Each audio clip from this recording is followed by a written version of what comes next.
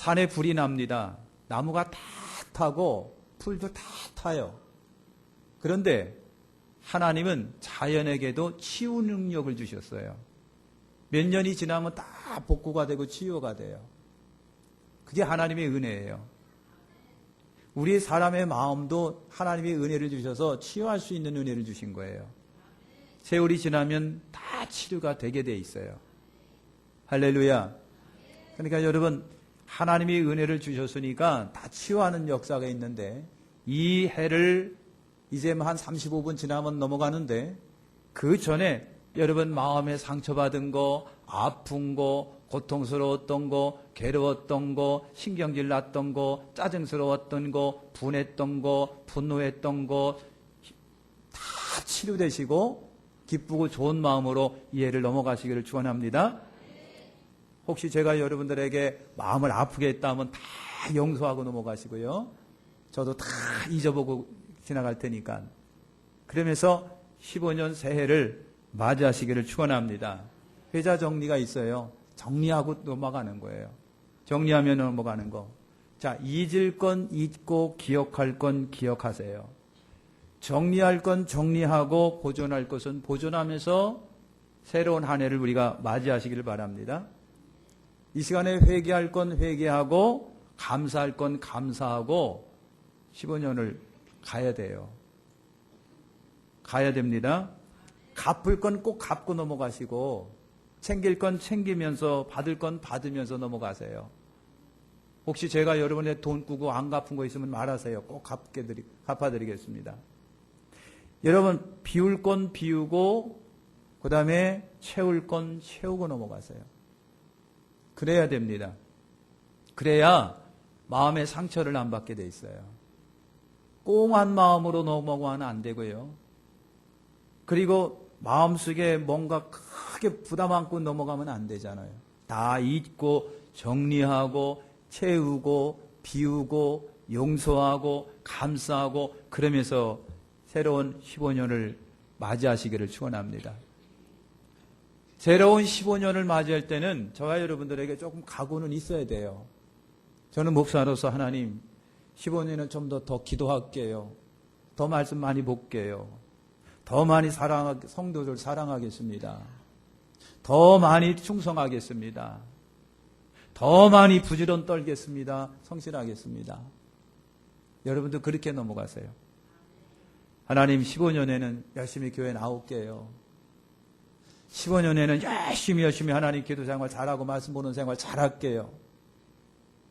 15년에는 새로운 한 해를 맞이하면서 사랑하며 살을게요.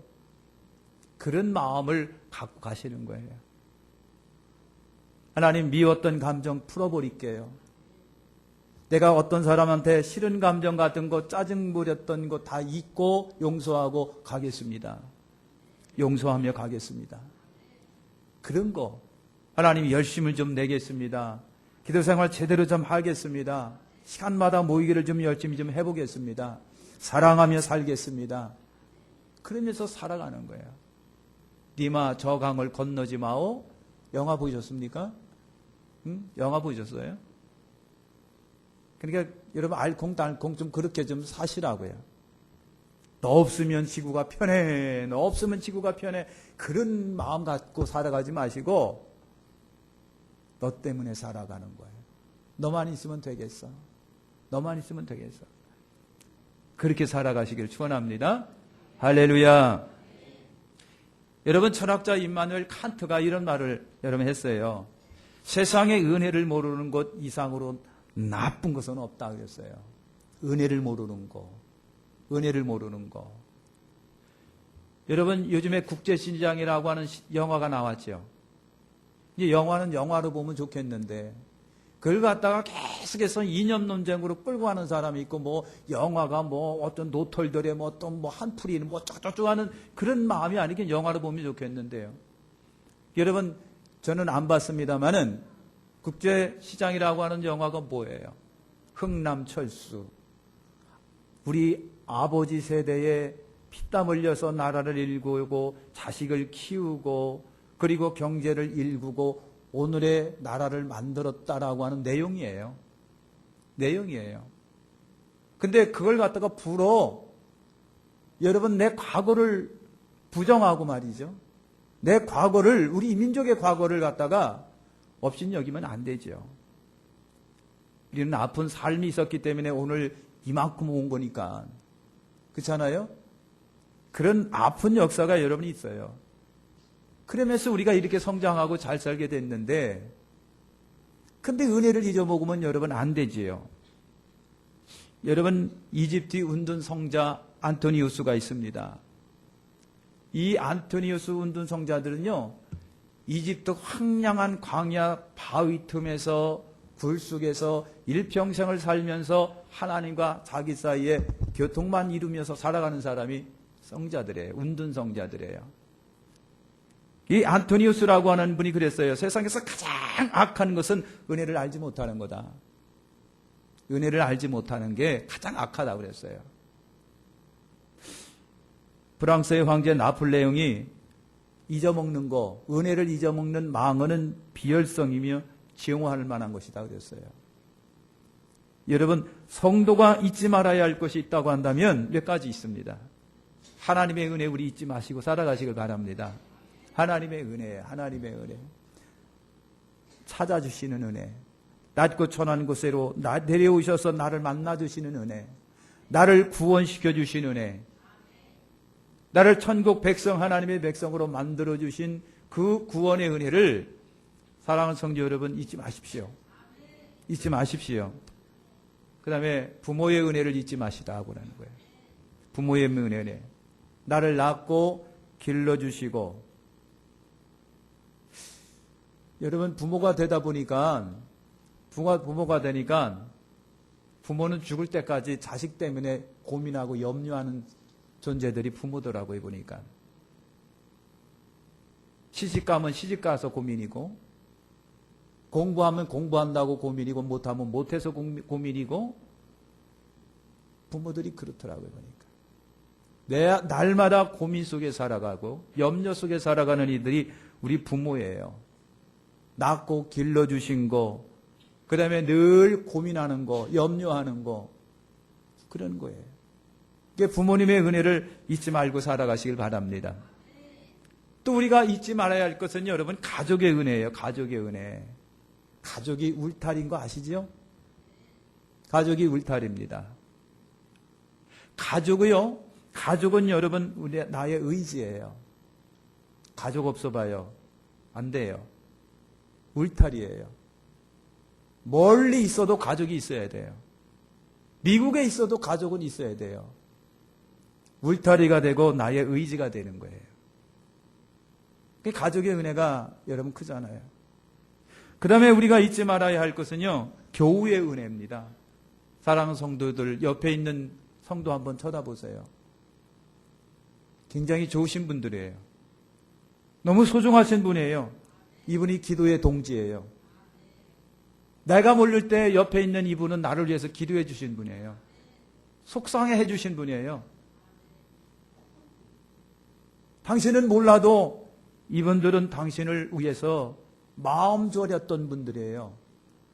기도의 동지가 얼마나 중요한지 모르죠? 동행하는 동지가 얼마나 중요한지 몰라요. 그러니까 옆에 있는 분 교우의 은혜를 잊지 말고 살아가세요. 잊지 말고. 멀리 떨어져 있는 가족보다는 지금 옆에 있는 이 교우가 너무 소중한 존재인 거예요. 교우는 너무 소중한 것, 그 은혜를 잊지 마시길 바랍니다. 지도자의 은혜도 여러분 잊지 마시길 바랍니다. 가르쳤어요. 기도해 줬어요. 인도해 줬어요. 여러분의 문제는 꼭 내 아픔의 문제고, 여러분의 잘못되는 것은 나 때문에 그런 것 같아갖고 속상 굉장히 많이 했습니다. 때로는 부족하고 힘이 없고 무능해서 탄식할 때가 많았었어요. 여러분, 지도자의 은혜 가르치고 기도해주고 인도해고 지금도 고민하는 그 지도자의 은혜도 잊지 마시고요. 나라의 은혜도 잊지 마시기를 축원합니다. 그래서 나라는요, 가족이 작은 울타리라면 나라는 나의 큰 울타리예요. 나라 있는 거 굉장히 소중하고 귀중한 거예요. 나라가 망해보세요. 나라가 공산화되거나 나라가 엉망진창으로 사회가 혼란하고 무질서할 때 여러분 그 피해는 아픔은 다 내게로 돌아오게 돼 있어요. 나라가 평안한 거 감사해야 돼요. 나라가 안정된 거 감사해야 돼요. 나라가 잘 사는 거 감사해야 돼요. 우리나라 같은 경우에는요, 여러분 정말 그랬습니다. 남북이라고 하는 특수한 상황이에요. 그런데다가 진보 보수가 함께 공존하며 티격태격 싸우지만 그래도 잘 버텨나가는 나라예요. 종교, 엄청난 강세한 종교가 여러분 세계가 버티고 있어요. 그럼에도 불구하고 전쟁 없이 잘 살아가는 게 이게 하나님의 은혜입니다. 그래서 잘 사는 거 하나님의 은혜예요. 남북 간에 지금 갈라져 가지고 북한과 남한이 같이 있으면서도 여러분 엄청난 38선이 가로막혀 있음에도 불구하고 이 정도 치안을 유지하면서 살아가는 게 이게 진짜 하나님의 은혜예요. 여러분 몇 번에 걸쳐서 전쟁이 일어날 뻔했지만은 그때마다 하나님이 이 나라를 방어해주고 지켜주신 은혜를 잊지 마시기를 축원합니다. 잊지 마세요. 오늘 말씀은요, 모세의 마지막 경고와 함께 부탁과 함께 유언으로 남긴 말씀이에요. 여러분 하나님께서 이스라엘 백성들을 출애굽을 하게 하셨잖아요. 출애굽을 하게 하셨어요. 강팍하기 짝이 없는 바로 왕을 굴복시키기 위해서 하나님은 10가지 재앙을 애굽에 내리십니다. 마지막 장자가 죽음으로 인하여 항복합니다. 그리고 하나님은 모세를 통해서 자기 백성을 다 끄집어내셨습니다. 그리고 광야로 인도하셨어요. 애굽이 아니라 하나님은 자기 백성을 광야로 끄집어내서 이 내가 사랑하는 백성들로 하여금 하나님은 영광 받으시기를 원했고 예배 받으시기를 원하셨습니다. 그래서 하나님은요, 이스라엘 백성을 애굽이라고 하는 것은 세상을 의미하는데 세상 속에서 이스라엘 백성을 끄집어내 가지고 하나님은 저 백성으로 하여금 영광 받으시고 예배 받으시기 위해서 나와 여러분을 불러내신 거예요. 귀한 은혜입니다. 하나님께서 이스라엘 백성을 홍해를 건너게 하셨어요. 여러분 홍해는 말 그대로 바다입니다. 여러분 뒤에는 애국 군대가 쫓아와요. 앞에는 바다가 놓여 있어요. 나갈 수도 없고 뒤로 후퇴할 수도 없어요. 얼마나 초조하고 얼마나 불안하고 얼마나 두려웠을까. 하나님께서 저 이스라엘 백성을 사랑하시기 때문에 불기둥 구름기둥으로 애국 군대를 막으시고 밤새도록 동풍 불게 하셔서 바다를 가르고 자기 백성을 육지처럼 건너게 하셨던 하나님이세요. 하나님이 그렇게 이스라엘 백성을 건너게 하시고요. 그 다음에 뒤쫓아오는 애국 군대 물이 합쳐져서 그대로 여러분 애굽의 그 엄청난 군대가 물에 몰사하여 빠뜨려 장사 지내게 만드신 이가 존귀하신 우리 하나님이셨어요. 애국 군대는 빠뜨리시고 하나님께서 이스라엘 백성들로 하여금 광야를 살게 여러분 하셨는데 구름기둥과 불기둥으로 이스라엘 백성을 여러분 잘 인도하셨습니다. 구름기둥이 떠오르면은 이삿짐을 싸고 출발합니다. 구름기둥이 머무르면은 이삿짐 풀고 그냥 거기서 텐트 치고 살아갔습니다. 구름기둥이 하루 사이에 움직이면 하루 만에 짐 싸고 옮겨지고 1년, 2년, 3년 머무르면 3년 동안 그 자리에서 살면서 하나님의 인도를 받았어요. 하나님이 구름기둥, 불기둥으로 가면 가시고 멈추면 멈추게 하시고 그렇게 해서 이스라엘 백성들을 인도를 하셨어요. 광야에서 농사 지을 수 없는데 하나님이 저 백성으로 하여금 배고프지 않도록 하기 위해서 만나를 하나님이 주셨습니다.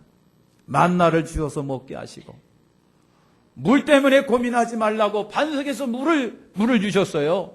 그래서 반석에 물을 마시면서 더 특별한 것은 하나님이 40년 살아가는 동안에 옷이 헤어지지 않게 하시고 발이 부르지 않게 하여 주셨다. 여러분 그랬어요.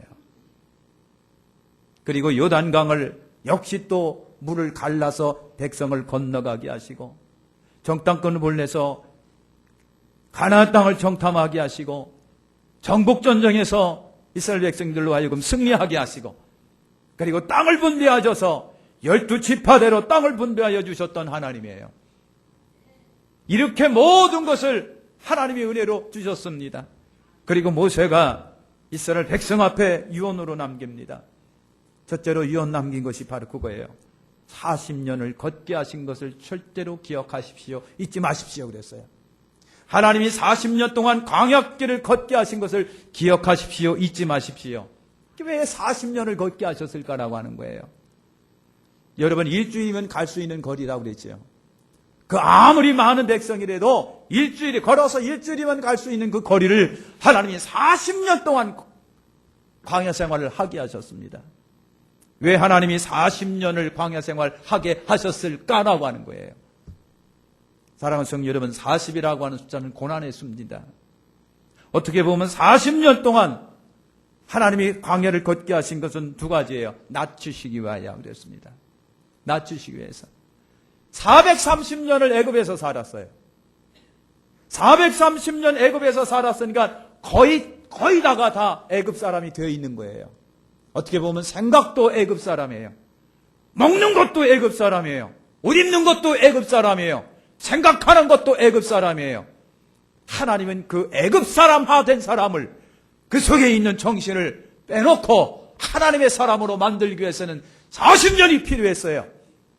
어떻게 보면 100년도 필요하고, 어떤 사람에게는 10년이 필요하고, 어떤 사람에게는 5년이 필요했을 건데, 이스라엘 백성들에게는 40년이 필요했습니다.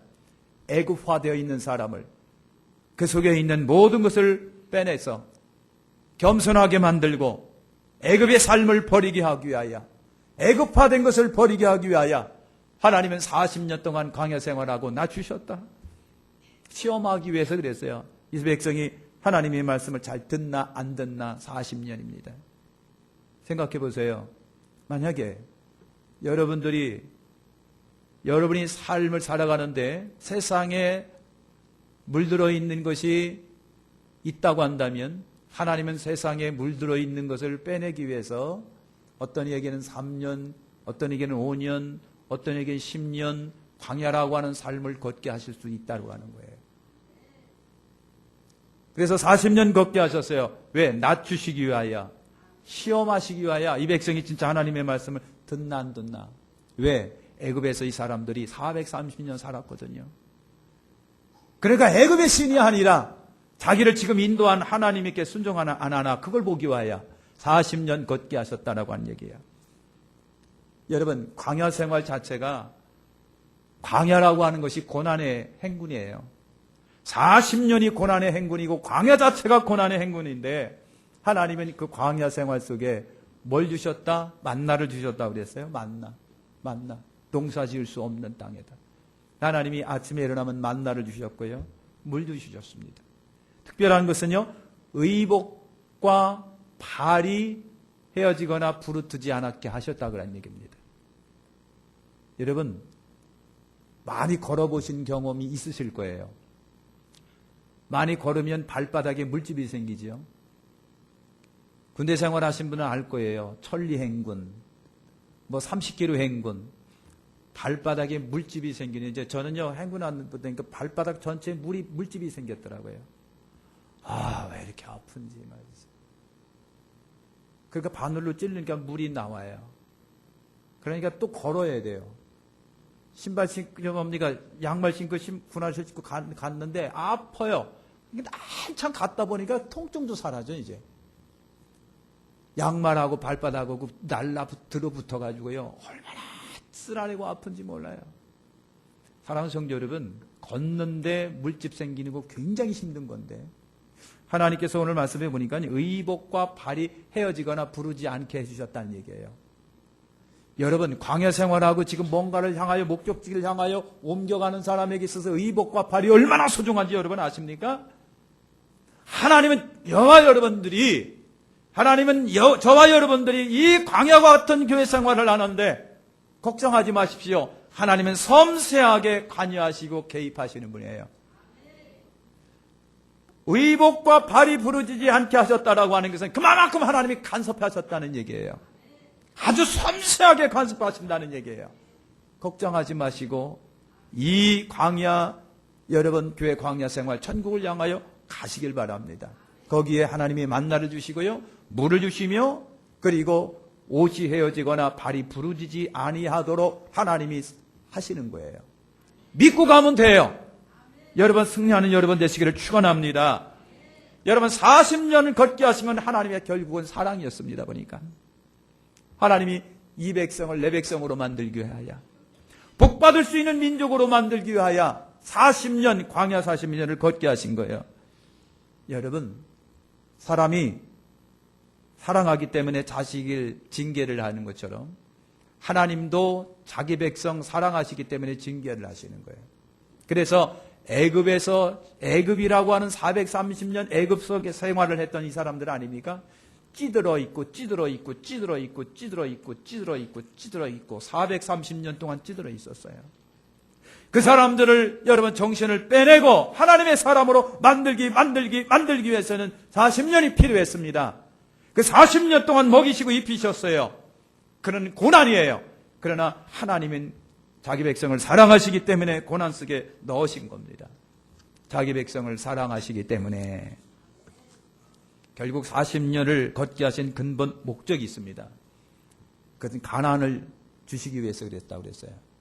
하나님이 왜 고난과 같은 40년 교회생활, 광야 교회생활을 하게 하실까? 천국을 주시기 위해서 그런 거예요. 할렐루야. 가나안을 주시기 위해서 40년 걷게 하셨대요. 아름다운 땅, 분첨 샘이 있고 밀보리, 포도무화과, 석류, 감람나무, 꿀의 산지, 광물자원, 옥토인 가나안을 내게 주시기 위하여 하나님이 40년 동안 돌고 돌려서 그 땅을 우리에게 주시기 위하여 그래서 걷게 하셨답니다. 오늘 교회 생활은요, 하나님께서 천국 입성 자격을 우리에게 주시기 위함이고 전국 들어가기 위하여 자격 주시기 위해서 오늘 우리에게 그러시는 거예요. 잘 견디시기를 예수님의 이름으로 축원합니다. 두 번째로 모세가 유언합니다. 정착 후에 하나님을 잊지 말아라 그랬습니다. 두 가지를 잊지 말아라 그랬어요. 잘 살게 되었을 때 하나님을 잊지 말아야 합니다. 잘 살게 되게 배부르니까 하나님을 잊을 때가 있고요. 좋은 집에 살고 편안하니까 하나님을 찾지 않을 때가 있고요. 재산이 막 늘어납니다. 그러니까 살기 부족함이 없다고 생각하고 굳이 하나님께 기도할 생각을 안 하는 경우가 있는 거예요. 그래서 모세가 그랬습니다. 잘 살게 되었대 하나님을 잊지 말아라. 당신들이 가나안 땅에 들어가서 잘 살게 되었을 때, 배부를 때에, 좋은 집에 살 때에, 그리고 재산이 막 충축되고 늘어날 때에 하나님이 필요 없다고 자만하고 교만하여 하나님을 찾지 않는 그러한 상태에 빠지지 않게 하기 위하여 모세가 배부를 때, 좋은 집에 들어갈 때, 재산이 늘어날 때 하나님을 찾는 일이 있어야 되는데 근데 찾지 않을까 염려되기 때문에 그래서 하나님을 잊지 말도록 하십시오 그랬어요.